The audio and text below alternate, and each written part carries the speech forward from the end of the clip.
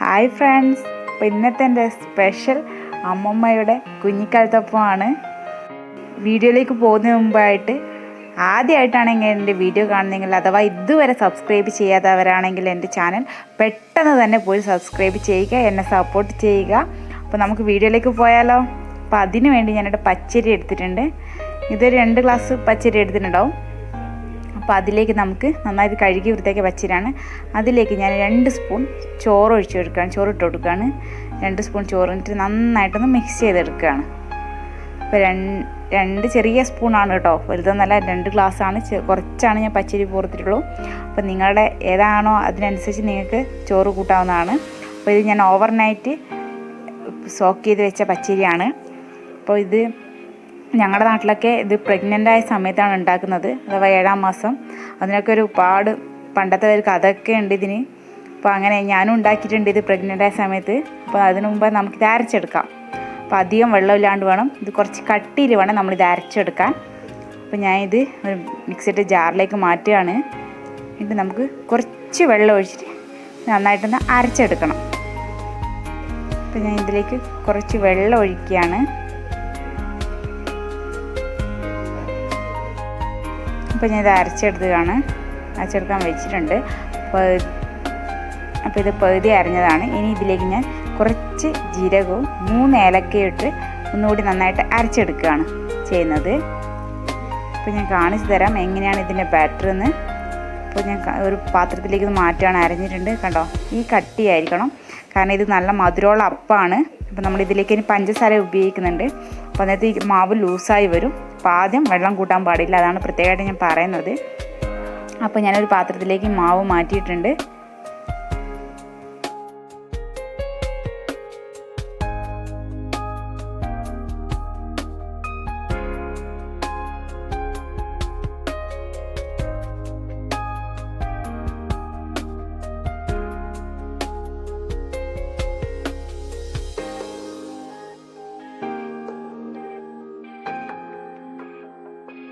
അപ്പോൾ ഇതിലേക്ക് ഞാൻ അതിന് ആവശ്യത്തിന് പഞ്ചസാര, അപ്പോൾ നിങ്ങൾക്ക് മധുരത്തിനനുസരിച്ച് ഇതിലേക്ക് മധുരം കൂട്ടാവുന്നതാണ്. നിങ്ങൾക്ക് എത്രയാണോ മധുരം വേണം അത്രയും. ഞാനിവിടെ ഇതിൽ 3 സ്പൂൺ പഞ്ചസാര ഉപയോഗിക്കുന്നുണ്ട്. അപ്പോൾ ഈ നന്നായിട്ട് പഞ്ചസാര ഇതിലേക്ക് മിക്സ് ചെയ്യണം. അപ്പോൾ ഈ പഞ്ചസാരയൊക്കെ അലിഞ്ഞ് ചേരണം. അപ്പോൾ ഇത് ബാറ്റർ കുറച്ചുകൂടി ലൂസാവും. അപ്പോൾ നമുക്ക് നന്നായിട്ടൊരു 3-4 മിനിറ്റ് നന്നായിട്ടൊന്ന് മിക്സ് ചെയ്തെടുക്കണം. പഴയ പഞ്ചസാര നന്നായിട്ട് അലിഞ്ഞ് കിട്ടും. ഞാൻ നന്നായിട്ട് മിക്സ് ചെയ്യാണ്.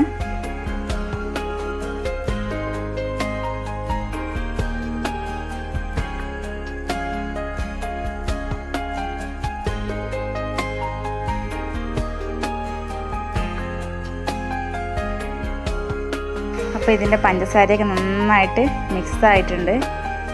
അപ്പോൾ ഇത് നമ്മുടെ നാട്ടിലൊക്കെ വല്ലപ്പോഴും ഉണ്ടാക്കും, കാരണം പ്രഗ്നൻ്റായ സമയത്ത് മാത്രമാണ്.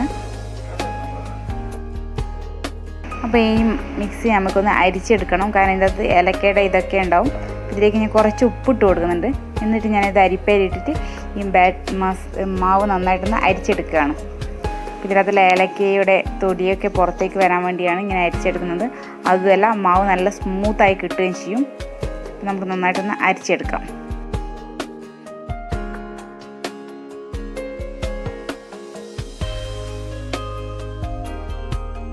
അപ്പോൾ എൻ്റെ മാവെല്ലാം നന്നായിട്ട് അരിച്ചിട്ടുണ്ട്. അപ്പോൾ ഇതിനിടയിൽ കുറേ പൊടിയൊക്കെ ഉണ്ട്, ജീരകത്തിൻ്റെയും മറ്റേ ഏലക്കയുടെ തൊലിയൊക്കെ. അപ്പോൾ അതൊക്കെ കളയാൻ വേണ്ടിയാണ്. പിന്നെ മാവ് നല്ല സ്മൂത്തായി കിട്ടും. അപ്പോൾ ഞാൻ പാൻ വെച്ചിട്ടുണ്ട്. അതിലേക്ക് കുറച്ച് ഓയിൽ ഒഴിച്ച്, സൺഫ്ലവർ ഓയിലാണ് ഞാനിവിടെ ഉപയോഗിക്കുന്നത്. അപ്പോൾ ഓയിൽ നന്നായിട്ട് ചൂടായിട്ടുണ്ട്. ഇനി നമുക്കിതിലേക്ക് ഒരു സ്പൂൺ മാത്രമാണ് ഒഴിക്കുന്നത്. 1 സ്പൂൺ ഒഴിച്ചിട്ട് ഇത് നന്നായിട്ടൊന്ന് പൊന്തി വരാൻ വേണ്ടി വെയിറ്റ് ചെയ്യാം. ഇത് നന്നായിട്ട് സൈഡൊക്കെ പൊന്തി വരുന്നുണ്ടോ? ഇനി നമുക്കിതിനെ ഒരു സ്പൂൺ കൊണ്ട് നടുക്കേക്ക് കുറച്ച് ഓയിലിങ്ങനെ ഒഴിച്ചു കൊടുക്കാം, ഇതിനെ കൊണ്ട് തന്നെ. അപ്പോൾ ഈ സമയത്ത് നമ്മളൊക്കെ 7ാം മാസം ചൂടുമ്പോൾ ഇതിന് വാലുണ്ടായാലും വാലില്ലെങ്കിലും അങ്ങനെയൊക്കെ കണക്കാണ്, ആൺകുട്ടി പെൺകുട്ടി എന്നൊക്കെ. അപ്പോൾ കൃത്യമായിട്ട് എനിക്ക് ഓർമ്മ കിട്ടുന്നില്ല, വാലുള്ളത് ആൺകുട്ടി എന്നാണോ തോന്നുന്നു. അപ്പോൾ അങ്ങനെയാണ് അമ്മമ്മ പറഞ്ഞത്. എന്നെക്കൊണ്ട് 7ാം മാസം അമ്മമ്മ അങ്ങനെയാണ് ഇത് അപ്പോൾ ഉണ്ടാക്കിച്ചത്. അപ്പോൾ ഓരോ നാട്ടിലും ഓരോ ആചാരങ്ങളായിരിക്കും. അപ്പോൾ 7ാം മാസം ഞങ്ങളെ സ്വന്തം വീട്ടിലേക്ക് കൂട്ടിക്കൊണ്ടുവന്ന മുന്നേ ഭർത്താവിൻ്റെ വീട്ടിൽ നിന്ന് ഉണ്ടാക്കിയതാണ് കുഞ്ഞിക്കാലത്തപ്പം. അപ്പം ഞാനും ഉണ്ടാക്കിയിട്ടുണ്ട്. എനിക്ക് വാലില്ലാതെയാണ് ഇതൊന്നും വന്നത്, എനിക്ക് ഓർമ്മ കിട്ടുന്നില്ല. അപ്പോൾ അങ്ങനെയൊക്കെ പഴയ കുറേ കഥകളൊക്കെ ഉണ്ട് ഈ കുഞ്ഞിക്കലത്തപ്പത്തിന്. അപ്പോൾ എല്ലാവരും ട്രൈ ചെയ്ത് നോക്കുക. അപ്പോൾ ഇതിൻ്റെ സൈഡൊക്കെ നന്നായിട്ട് ഗോൾഡൻ കളറായി വരണം. അപ്പോൾ ഇത് നന്നായിട്ട് വെന്ത് കിട്ടണം. കാരണം വെച്ചാൽ നമ്മൾ മീഡിയം ഫ്ലെയിമിൽ വെച്ചിട്ടുണ്ടെങ്കിൽ ഇത് വേവിച്ചെടുക്കാൻ വേണ്ടിയിട്ട്.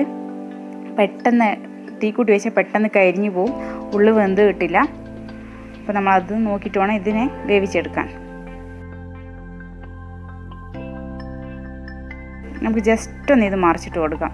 അധികം അപ്പുറം വെക്കാൻ പാടില്ല, കാരണം പെട്ടെന്ന് ഗോൾഡൻ വൈറ്റ് കളർ തന്നെയാണ് നമുക്ക് മുൻവശം വേണ്ടത്. അതുകൊണ്ട് ഗോൾഡൻ കളർ ആവാൻ പാടില്ല. ജസ്റ്റ് ഒന്ന് മറിച്ചിട്ട് വെച്ചാൽ മതി. തിരിച്ചിട്ട് നമ്മൾ ഇത് എല്ലാം വെന്തിട്ടുണ്ട് കുഞ്ഞിക്കലത്തപ്പം. ഇനി നമുക്കിതിനെ വെളിച്ചെണ്ണ ഒന്ന് ഊറ്റിയിട്ട് പാത്രത്തിലേക്ക് മാറ്റാം.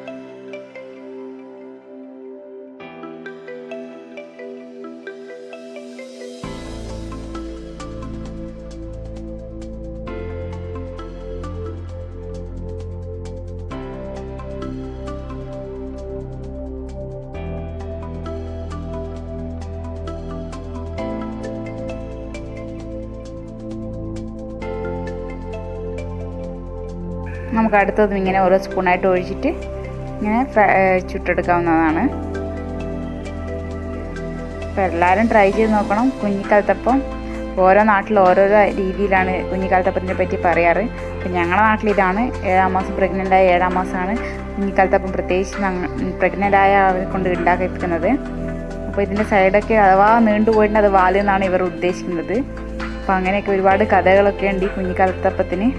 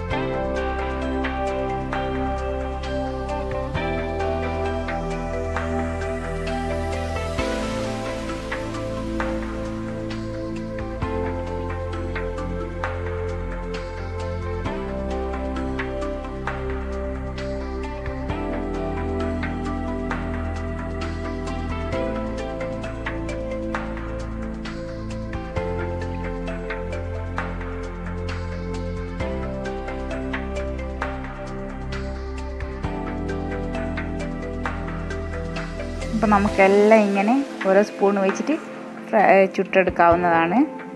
അപ്പോൾ എല്ലാവർക്കും ഇഷ്ടപ്പെടുന്നൊരു വളരെ ടേസ്റ്റി ആയ ഒരു സ്വീറ്റ്സാണ് കുഞ്ഞിക്കലത്തപ്പം. നല്ല മധുരമുണ്ട്. അപ്പോൾ ഇതിന് പ്രത്യേകിച്ച് കറിയൊന്നും ആവശ്യമില്ല. നല്ല മധുരമുള്ളതുകൊണ്ട് തന്നെ നല്ല ടേസ്റ്റാണ്, തിന്നാനും കഴിക്കാനും നല്ല ടേസ്റ്റാണ്.